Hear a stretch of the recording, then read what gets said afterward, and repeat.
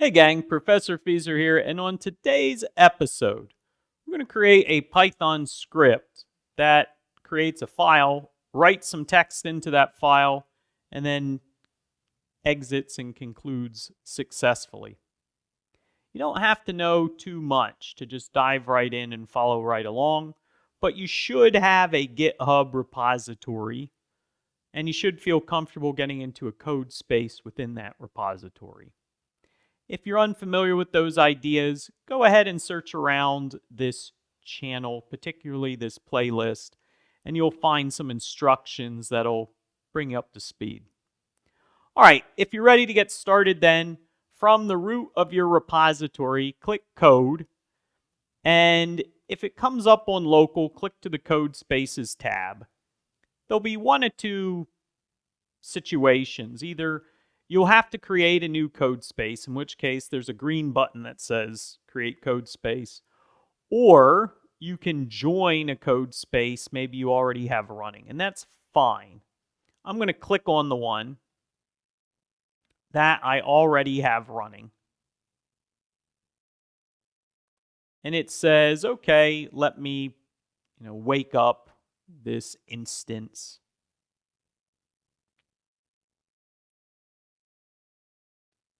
When that's loaded, and you can give it just a minute, you want to create a new file. And the new file we're going to create is going to be called, let's call it write-to-file.py. Write-to-file.py. Hit enter on that, and that pops open our tab. You might get a pop-up. I'm blocking it here, but it says, do you want to install Python extension? You can always say yes to that. As long as we're working in Python, it makes sense. The script we want to create, though, will start with a shebang. That's the hashtag !user/bin/env space Python, followed by a documentation string. It's a multi-line string, but we call it a docstring when it's at the top like this. We'll do author RZFeeser.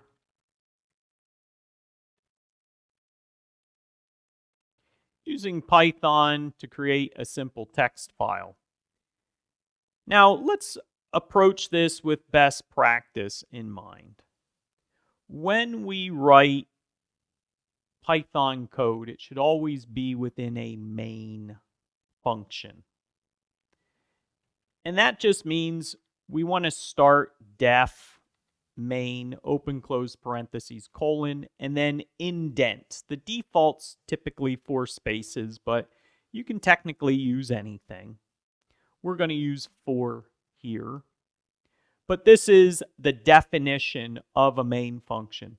In computer science, the main function is typically what's executed when you call a program to run. When we define a function, best practice also says put a documentation string immediately upon creating the function. So actually, just like at the top, we had this documentation with 3 double quotes. We do it again here. 1, 2, 3. And then you can write, I know it's silly, it seems redundant, but it's best practice. I'm just going to put our runtime code, our time code. Runtime code is fine. Something needs to be there just to check the best practice box. It should be as informative as possible, but main, it's understood. It's okay, you're calling main, it's going to do whatever the program does. All right, so our runtime code, we said ultimately what we want to do is create a text file and write something into it. So we can do that using the open function.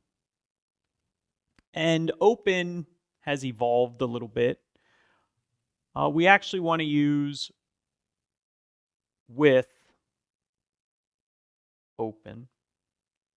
And then inside of open, we have to say what it is we're opening. So in this case, let's open a file called example. Let's call it code with feeser.txt, comma, and then W in quotes as well. So code with feeser.txt is in double quotes, and then the W is in double quotes as well. And then we're going to put a space AS. And then we just need to make up a name for this open file we're going to have. Let's call it my file, colon. And then hit enter. So a lot's happening there. Let's put a comment at the end in order to understand it better. The open code with feeser.txt in write mode. And that's creationary. If it doesn't exist, it's going to make it. Furthermore, if it does exist, it's going to overwrite it. It'll overwrite it if you choose W mode. My file is a handle. With is in the last, I don't know, 5-10 years, with popped up. With is a way to enhance the way we work with open. Open, you used to say, hey, I have an open file equal to this. And you'd code. And eventually you'd have to remember to say, hey, I want to close this file. Best practice says if you open a file, you got to close it later. Well, people were forgetting to close their files. So they invented this with business. And the way with works, it says end the line with a colon, which means everything under it should be indented. In Python, if a line ends with a colon, stuff under it is indented. When the indentation stops, the file will be automatically closed. So really, with open is just a lazy shortcut so you don't have to close your file or you don't forget to close your file. It'll make a little more sense as we write some more code here, I promise. What do we want to do with my file? Well, there's two ways we can get stuff into my file. We could do myfile.write, and then you can say what string you want to write into there.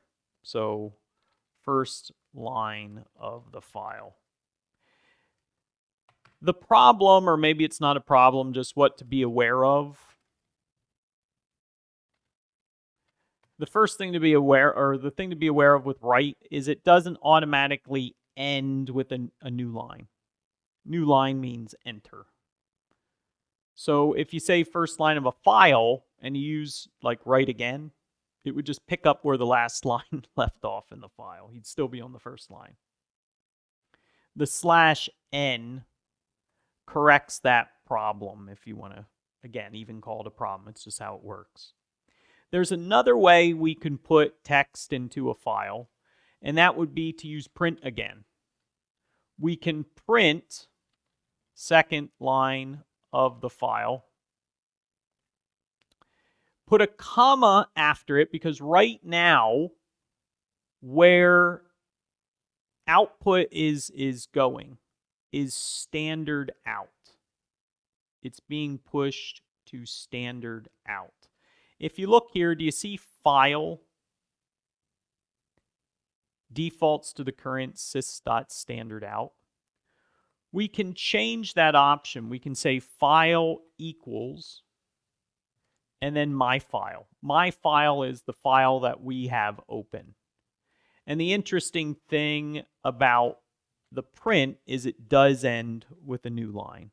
So appears on second line of code with feeser.txt. And then we could even put here, note that no /n is necessary with print. If you're thinking, okay, Zach, which one should I use? Or maybe you're thinking Professor Feeser. But either one would be fine. as in either one would be fine. You could call me Zach or Professor Feeser. You could also either use print or you could use .write. It's really dealer's choice. That is completely up to you. If we wanted to wrap this up, our program's over. We just stopped the indentation. From here on out, we just need to call the function. And we can do that if name equals main. Call main. That signature right there is the best practice way to call main. And we'll get into it in another video, but for right now, let's just say it's a best practice way to call your main function. It's the way pretty much all of your scripts can conclude. All right, let's go ahead and run that. We can see if it works. You'd hit the play button up here. And it doesn't seem like it failed. So to see if it worked, we do an ls. This is Linux down here. I can see a codewithfeeser.txt, so cat codewithfeeser.txt, first line of the file, second line of the file. Very cool. I'm going to rm codewithfeeser. That'll get rid of it. I don't necessarily want to ultimately commit it to the repository. But let's go ahead and commit. Over on the left, hit source control. Go ahead and hit the plus for stage changes.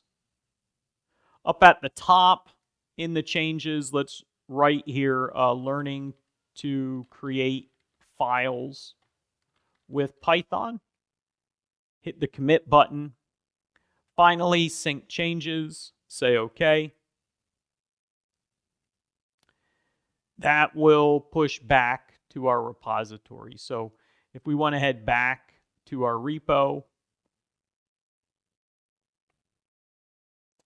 there is the write-to-file script that we just wrote and tested. Wow, gang, that was awesome and so simple. We actually were able to stay in GitHub the whole time, observe best practice, write a script, test that script, and save it for future reference. I hope you learned something. If you did, hit subscribe, hit like, and I'll see you on the next episode of Code with Feeser.